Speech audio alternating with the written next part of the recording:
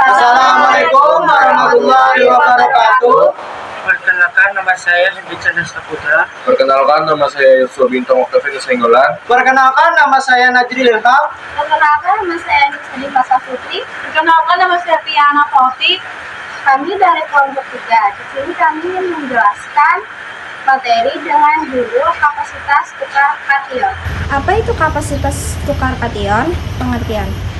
KTK adalah kemampuan tanah untuk menahan kation, yaitu ion bermuat positif seperti kalsium, magnezium, kalium, dan natrium. Pentingnya kation itu penting untuk pertumbuhan tanaman karena merupakan nutrisi penting. Tanah dengan KTK tinggi mampu menyediakan nutrisi lebih banyak dan lebih lama bagi tanaman. Faktor-faktor yang mempengaruhi KTK. Yang pertama, jenis tanah. Yang kedua itu kandungan bahan organik. Yang ketiga itu pH tanah. Yang pertama kan jenis tanah, yaitu jenis tanah juga mempengaruhi besar pada KTK. Tanah liat memiliki KTK lebih tinggi daripada tanah pasir. Yang kedua itu ada kandungan bahan organik. Yang semakin tinggi bahan organik tanah, maka semakin tinggi pula KTK-nya. Bahan organik memiliki banyak permukaan yang dapat mengikat kation. Yang ketiga itu ada pH tanah, yaitu KTK lebih tinggi pH tanah yang sedikit asam atau netral. Pengaruh KTK terhadap kesuburan tanah itu ada 3. Yang satu, ketersediaan nutrisi.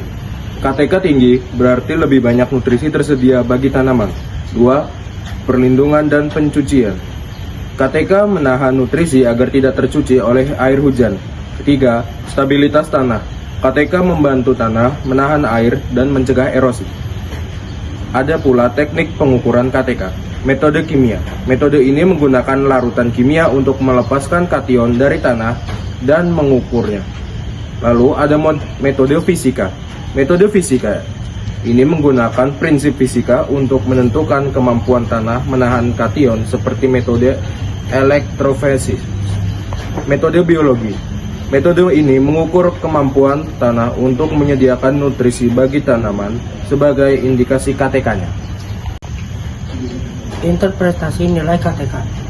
Interpretasi nilai KTK terbagi menjadi 3, yaitu tinggi, sedang, dan rendah. Tinggi yaitu KTK tinggi mengindikasikan tanah subur dan mampu menahan nutrisi. Interpretasi sedang. KTK sedang menunjukkan tanah yang cukup subur, tetapi perlu perhatian untuk meningkatkannya. Interpretasi rendah. KTK rendah menunjukkan tanah yang kurang subur dan perlu dilakukan upaya peningkatan KTK.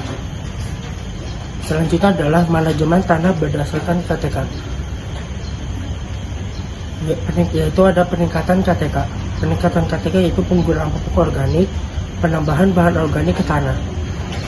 Yang kedua adalah penanganan tanah asam, yaitu pengapuran tanah dan penambahan kapur dolomit. Yang ketiga adalah pengelolaan air, yaitu irigasi yang tepat dan menjaga kelembapan tanah. Kesimpulan dan saran. Kesimpulan yang pertama, KTK adalah indikator penting kesuburan tanah. Memahami KTK dan mengelola tanah dengan tepat akan meningkatkan hasil panen yang menjaga keberlanjutan tanah.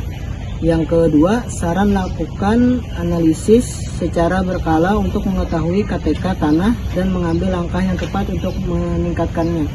Sekian dari kelompok kami. Terima kasih telah menonton. Jangan lupa di like dan subscribe. Hai.